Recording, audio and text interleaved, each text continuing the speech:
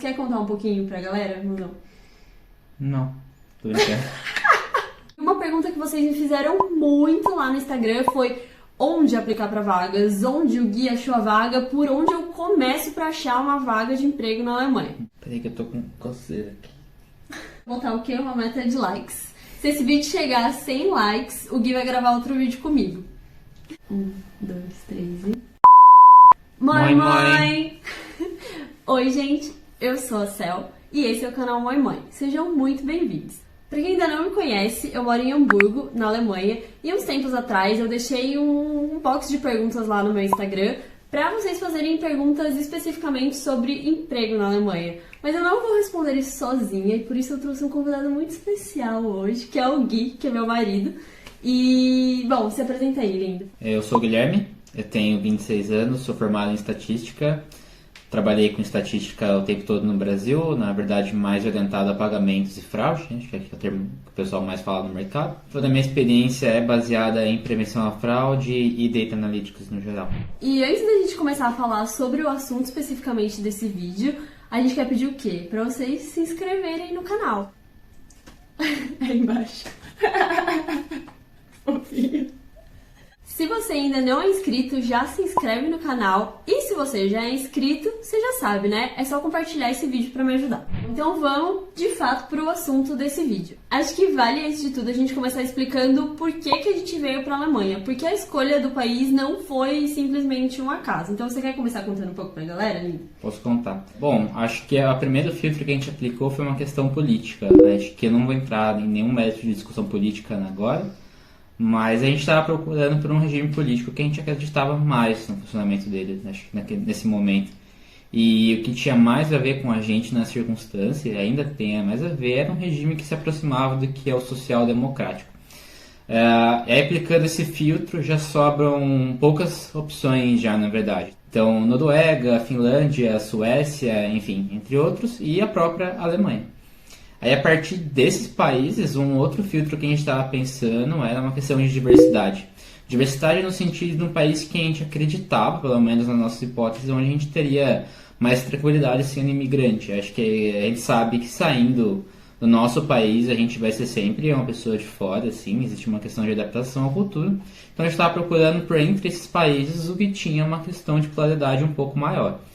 E aí, por fim, existe um filtro da língua. Entre alemão e finlandês, às vezes é meio complicado falar qual que é mais difícil, mas parecia, e eu já tinha estudado 6 meses de alemão antes já de vir para cá, então parecia ser mais factível a escolha de vir para a Alemanha.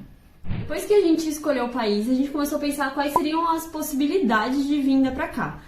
Acho que vale falar que aplicar diretamente para vagas de emprego não foi a nossa primeira opção, até porque muita gente dizia pra gente que era difícil, se não impossível. Então, na real, assim, esse vídeo é pra falar pra vocês que... Não pra falar que é fácil, mas pra falar que não é impossível. Então, se vocês têm vontade, se vocês querem realmente vir trabalhar aqui, assiste esse vídeo até o final que a gente vai dar algumas dicas que podem ajudar vocês. Depois que a gente levantou todos esses pontos, a gente decidiu que seria a Alemanha e o Gui começou a aplicar pra vagas. E uma pergunta que vocês me fizeram muito lá no Instagram foi onde aplicar pra vagas, onde o Gui achou a vaga, por onde eu começo pra achar uma vaga de emprego na Alemanha.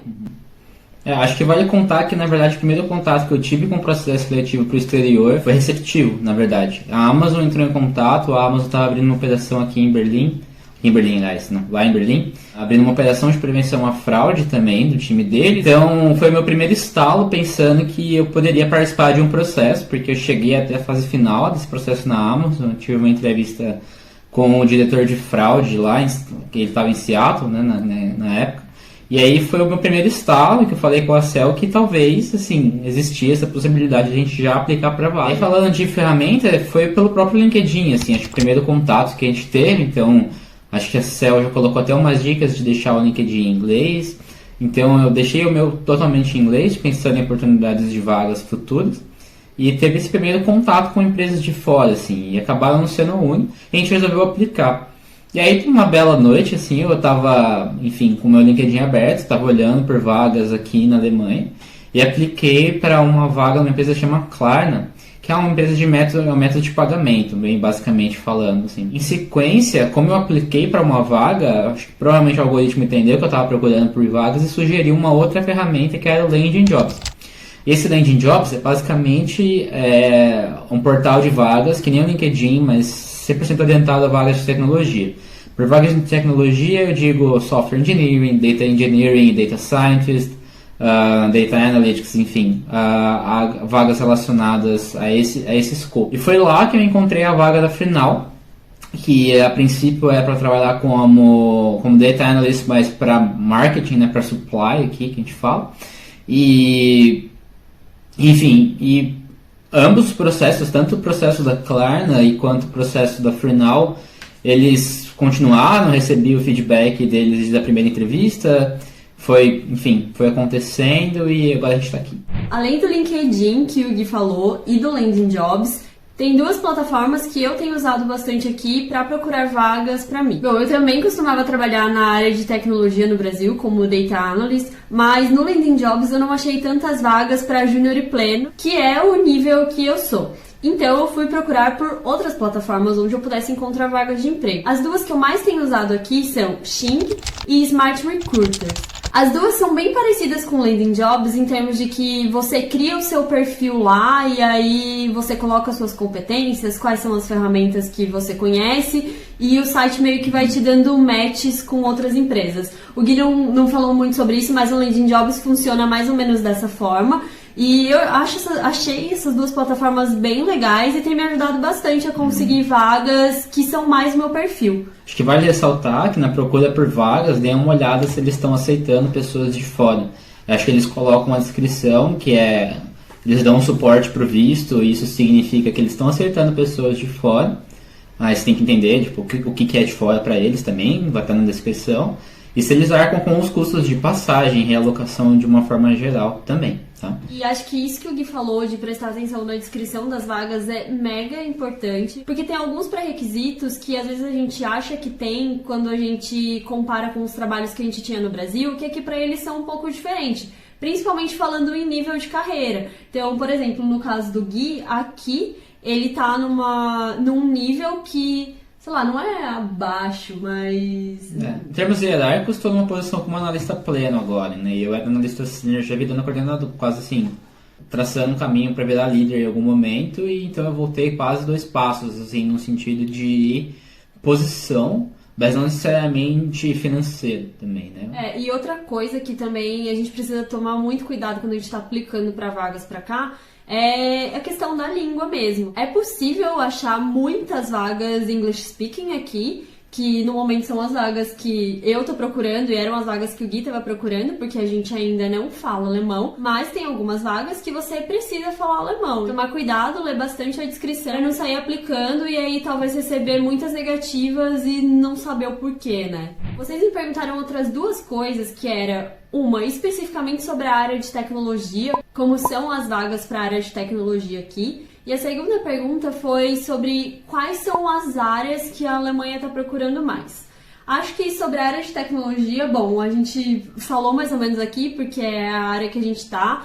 A gente sabe que eles estão contratando bastante, pelo menos a maior parte das pessoas, sei lá, dos brasileiros que a gente conhece que trabalham aqui são da área de tecnologia, então tem bastante oportunidade. E sobre as áreas com mais oportunidades, é difícil a gente falar sobre áreas que a gente não atua e que a gente não conhece tantas pessoas, mas eu achei esse post no site do Deutschland.de, que tem aí algumas áreas que a Alemanha está contratando. Na real, essa é uma pesquisa que, segundo o site, foi feita em 2018, então eu não sei quão atualizada ela tá, mas pode aí dar um cheiro para vocês, que são de áreas diferentes da tecnologia, para talvez buscar por oportunidades aqui e entender como é que o mercado funciona. E acho que até uma das primeiras coisas que eu recomendo fazer antes de começar a buscar especificamente por vagas é entender como é que é a sua área na Alemanha ou no país para o qual você está querendo ir. Então, entender quais são os pré-requisitos em geral, como é que é, às vezes, a graduação na sua área aqui, porque também existe uma diferença da graduação das faculdades, o que a gente vê na faculdade no Brasil e que eles veem nas faculdades aqui, às vezes para o mesmo curso.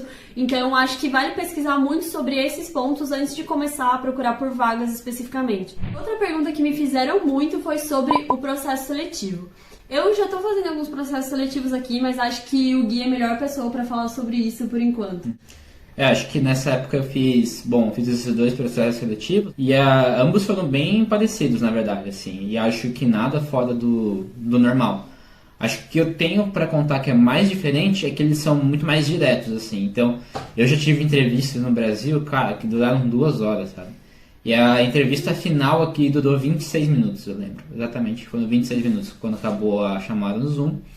Então é bem direto, mas de certa forma as etapas são as seguintes. Primeiro você vai ter uma primeira conversa com o RH, bem padrão também, sei lá. Pra te conhecer. Pra te conhecer, vai falar perguntas básicas assim, do tipo, qual ferramental você trabalha, sabe? Bem fase inicial mesmo, nada diferente do que vocês que estão pensando vir pra cá não tenham vivenciado, assim.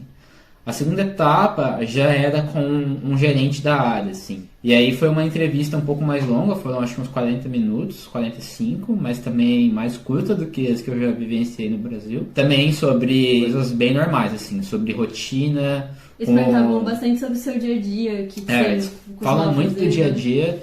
Eles são relativamente atentos a ferramentas, assim, acho que chegaram até algumas perguntas um pouco mais técnicas, do tipo, não técnicas, mas você prefere usar Python por qual motivo, sabe? Umas coisas assim. Então essa segunda etapa foi conhecendo direto, e aí eu acho que esse cara, assim, esse gerente, né, tá avaliando se você tem um potencial de fato para fazer parte do time.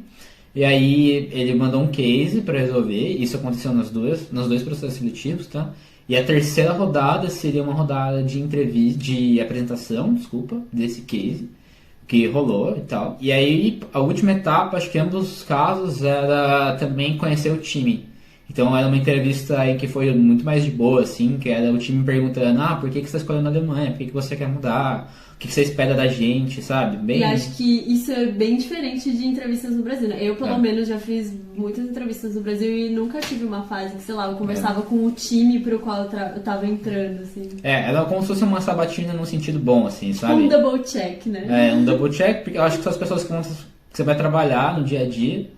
Então, acho justo você também, como, sei lá, candidato, ver se você tem, sei lá, afinidade com essas pessoas que você vai passar ali 8, 9 horas do seu dia perto. Então, eu achei uma etapa bem legal. Acho que vai diferir, acho que agora tem tempos de corona, mas a gente vai fazer um processo seletivo para fora e de pessoas que eu conheço que vieram para cá passaram por uma situação parecida algumas vezes, de tipo, eles, cara, pagam passagem para você vir para cá conhecer o escritório, sabe? E fazer a última etapa aqui, né? E eu conheço casos assim, não desanimando, mas assim, por mais que é uma última etapa, conheço casos de pessoas que chegaram a vir pra cá, tipo, pegou um voo, viajou 10, 15 horas pra Alemanha e não passaram na última etapa, sabe? Então, se por um acaso você chegar, e eu espero que vocês cheguem, tipo, levem bem a sério também essa etapa, que não é uma coisa só for fun, não, é só... Não é tipo, já tá certo, né? Sim, no geral, como processo seletivo, ele é bem parecido. Acho que o que vai diferenciar é o tipo de feedback que você vai receber, sabe? O tipo de reação que você vai ter. Então, não sei, particularmente eu achava que eu tinha uma boa leitura de uma entrevista no Brasil, saber se o entrevistador estava gostando do que eu estava falando ou não. E aqui era muito difícil, né? Existe uma barreira da língua, por mais que eu falava inglês já, é diferente você se expressar em outra língua. Então, durante esse processo seletivo, o que eu fazia era, por exemplo, redigir textos em inglês sobre o que eu pretendia falar, sabe? E assim, cara, confessando, eu deixava essa colinha na minha frente, sabe? A entrevista por vídeo, então facilitava.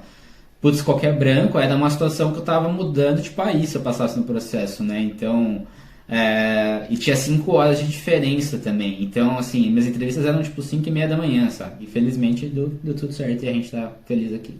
E outras perguntas que me fizeram foi sobre como é esse processo de contratação de pessoas de fora. Se é normal que eles entrevistem pessoas de outros países e também como é que está sendo esse processo de contratação de estrangeiros durante a pandemia. É difícil a gente falar pelas empresas, mas acho que a gente consegue sentir mais ou menos como é que tá essa questão, né? Bom, falando sobre a primeira parte, que é pessoas de fora, se é normal... Depende.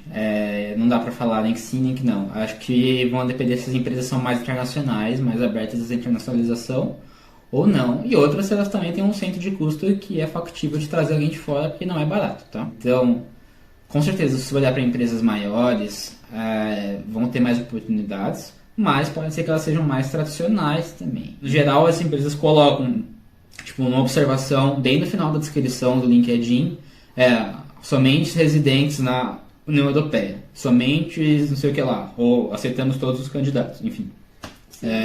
Tem essa descrição breve. Com relação a tempos de corona, aí de novo, é nossa experiência, né? Então eu tenho amigos que estavam aplicando para vagas aqui para fora, recebendo muito feedback de não, que a gente não ia continuar com o processo. E alguns deles entraram em contato com a empresa, perguntar, é um problema com o meu currículo, é um problema com as minhas experiências, blá blá blá. E assim, teve casos que o pessoal falou bem direto, falou, cara, na verdade não, mas seu currículo é bom, mas a gente está vivendo na época de corona. Eu acho que eu senti isso um pouquinho mais na pele do que o Gui, porque na época que o Gui começou a aplicar para as primeiras vagas, eu ainda não me sentia 100% segura com o meu inglês para começar a fazer processos seletivos. Então a gente falou, beleza, você vai se aplicando para vagas, enquanto isso eu vou dar um gás no meu inglês para começar a aplicar para vagas quando eu estivesse me sentindo mais segura.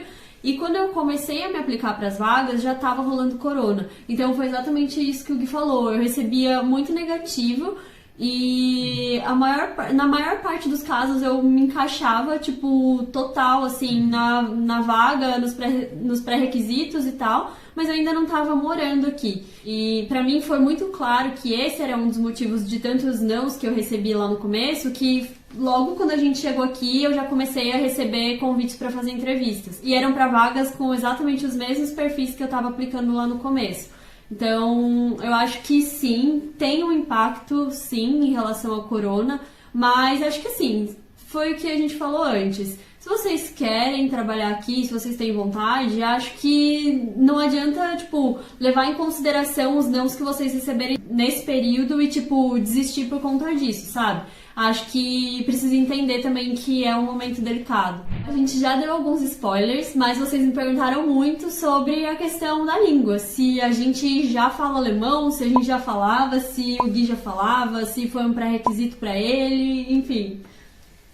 Acho que nem vale ficar estendendo muito mais, porque é de acordo com a descrição da vaga mesmo.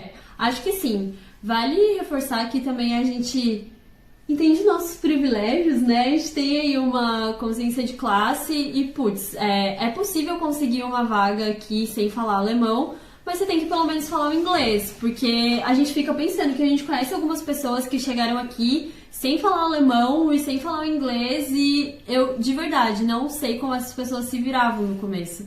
Porque acho que até uma outra dica que eu dou se vocês não falam alemão e têm vontade de vir pra cá, pelo menos para pensar se você tá disposto a aprender alemão no futuro, sabe? Acho que dá pra sobreviver aqui, dá pra arrumar um emprego e tal, que você só precise do inglês, mas, todas as coisas burocráticas que a gente tem que fazer é tudo em alemão e, sei lá, você tá numa cidade onde tudo tá em alemão, sabe?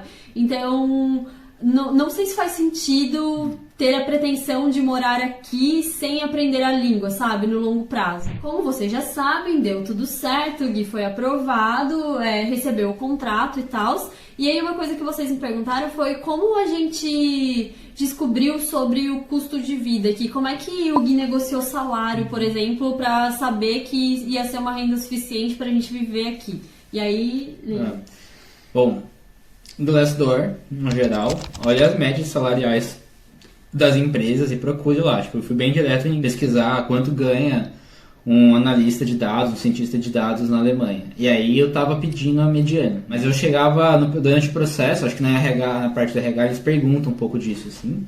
Você também tem que ter, em vários dos processos aqui, você preenche um formulário antes também, na qual você coloca a sua pretensão salarial.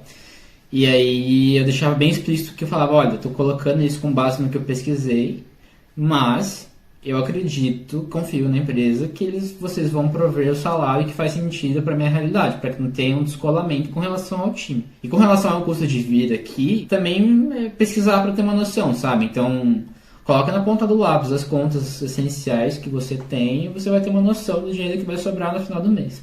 Mas, até respondendo umas outras perguntas, não tem outros benefícios, né? Então, a gente tem o salário anual, então no caso meu salário é X mil euros por ano, e é isso, né? tem benefícios como férias e tal, mas não tem 13º, não tem vale de alimentação, não tem vale de refeição, não tem bônus no caso da minha empresa. Existem algumas que até tem, mas não é o caso da onde eu trabalho. Então, o meu salário é o meu salário, inclusive para almoçar. Então, até falando da rotina de trabalho, a galera leva comida, porque comer fora é muito mais normal mais, aqui, né? A galera levar, tipo, marmita pro trabalho. Então, é claro que aí as empresas são super preparadas, assim, com relação a isso. Depois que o Gui negociou o salário, assinou o contrato e tal, a gente começou a nossa preparação, de fato, pra vir pra cá. E aí uma coisa que vocês perguntaram muito pra gente foi em relação a visto. Qual que é o tipo de visto que a gente tem, que a gente pode ter pra trabalhar? E como é que foi o processo, se foi muito burocrático e etc.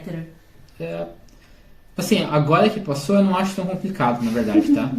Mas ao longo desse processo existia uma empresa de realocação que estava me ajudando, que é a Localize, que ainda está me ajudando, na verdade. A Alemanha, em si, é bem burocrática para entrar, então, por exemplo, no dia na entrada de visto do consulado, você leva todos os documentos necessários e cada um deles você leva 2 cópias. E essas cópias vêm para a Alemanha, vão ter que ter tradução, ajudamentado, blá blá blá. Não vou entrar nesse detalhe. E aí, ontem, inclusive, dia 15 de outubro, a gente aplicou para o visto definitivo, entre aspas, aqui. Que é a permissão de residência. Que é a permissão de residência, porque esse visto que eu tenho de trabalho é provisório, ele expira agora, no mês de novembro, então a gente está aplicando para ficar aqui agora, assim, como permissão de residência de fato, né? Acho que vale falar também que essa empresa que estava ajudando a gente não foi uma empresa, sei lá, que a gente contratou por fora, foi uma empresa que a empresa que contratou o Gui, afinal, contrata para ajudar as pessoas que eles estão trazendo de fora. Então, foi o que o Gui falou, pra gente foi mais fácil porque a gente tinha eles para ajudar e para tirar qualquer dúvida que a gente tinha durante o processo. Mas, pelo que a gente sabe, é bem burocrático e pode não ser tão simples assim se você precisa tirar sozinho. Então, sejam pacientes. Isso. O meu visto é o de reunião familiar, mas eu vim para a Alemanha sem visto, eu vim como turista, porque na época o consulado no Brasil já estava fechado por conta do corona, blá blá blá, eu não consegui tirar o meu visto lá. Então, aqui na Alemanha, sendo brasileiro, você pode entrar como turista e ficar aqui até 3 meses, sem ter um visto especificamente, mas você não pode trabalhar nem fazer nada. Então, também fiquei um pouco travada por conta disso, porque agora que a nossa permissão de residência saiu, que eu posso, de fato, começar a procurar emprego e fazer qualquer coisa, sei lá, remunerada aqui na Alemanha. E outra, são tempos de corona, então vale ressaltar que a Celso conseguiu entrar porque a gente apresentou a certidão de casamento no aeroporto. Então. Bem importante, inclusive, porque ainda não é possível entrar como turista na Alemanha sendo brasileiro sem estar dentro de nenhuma das exceções. Então, acho que vale ressaltar isso aí. Isso. Tem mais 2 perguntas aqui que são bem importantes e uma delas é: para mudar de país, mesmo que você já vá com um emprego, é preciso ter uma reserva de dinheiro? E aí? Com certeza. Assim, de novo, a gente tinha o privilégio de conseguir guardar dinheiro no Brasil. Acho que tanto a Cel quanto a gente tinha bons empregos, tinham bons benefícios também. Mas, como foi um tempo de corona e a gente arriscou também, a gente veio aqui 2 meses antes de receber o primeiro salário. Por mais que, assim, ia ser reembolsado, sabe? Acho que eles reembolsaram boa parte desses 2 meses. Mas, de qualquer forma, foram 2 meses que a gente consumiu na nossa reserva até conseguir adicionar novamente. Então, e, cara, são 2 meses vivendo em euro, né? Que é uma realidade muito diferente pra gente, que envolvia desde o aluguel, os custos com passagem, custo com alimentação, custo de documento, até eu estar na empresa para conseguir aplicar pro reembolso. Que aí caiu num salário num segundo mês, na verdade, ainda. Então, precisa de uma reserva, sim. Vai variar muito dessa reserva se você vem com filhos, se você vem com esposas, esposos, se você quer nesse meio tempo, sei lá, jantar fora todo dia. Então, depende muito de pessoa para pessoa. Mas eu diria que, assim, para passar um mês aqui de uma forma relativamente ok, você precisaria de pelo menos uma reserva de uns 10 mil reais, assim. Aí a conta mais ou menos, você vai pagar mais ou menos 1.000 euros de aluguel, 500 euros de passagem, e aí o resto você vai gastar aqui com alimentação e ficar com uma gordurinha saudável. Como o Gui falou, a empresa reembolsou e tal, mas todo o processo antes até ele entrar na empresa e tal, a gente teve que tirar do nosso bolso, inclusive a parte burocrática que a gente teve que fazer no país. Então, para tirar o visto, a gente precisa pagar, a gente precisa mandar um monte de documento apostilado, traduzido, e essas coisas não são baratas, tipo, cada documento que a gente traduzia no Brasil era tipo R$200, R$250. Então, são custos que acho que precisa colocar na conta, porque mesmo que a empresa te reembolse no futuro, vai ter que sair do seu bolso no primeiro momento. E a outra pergunta que fizeram foi se uma pessoa com cidadania italiana pode trabalhar na Alemanha. E a resposta é sim, pode, porque a cidadania italiana é uma cidadania europeia, então tendo uma cidadania de qualquer país da União Europeia, você pode morar em qualquer país que você quiser, trabalhar, etc. Acho que vai sempre depender de coisas que a gente já falou aqui, então como é a questão da área que você trabalha, no país que você quer ir, mas em termos de permissão, sim, com uma cidadania italiana você consegue morar e trabalhar na Alemanha sem problemas burocrático. Bom, é isso, gente. Esse vídeo ficou um pouquinho mais longo do que os vídeos que eu costumo postar aqui no canal, mas acho que era um tópico que vocês me perguntavam muito e eu finalmente consegui trazer o Gui pro canal, então acho que valeu ser um vídeo um pouco mais longo.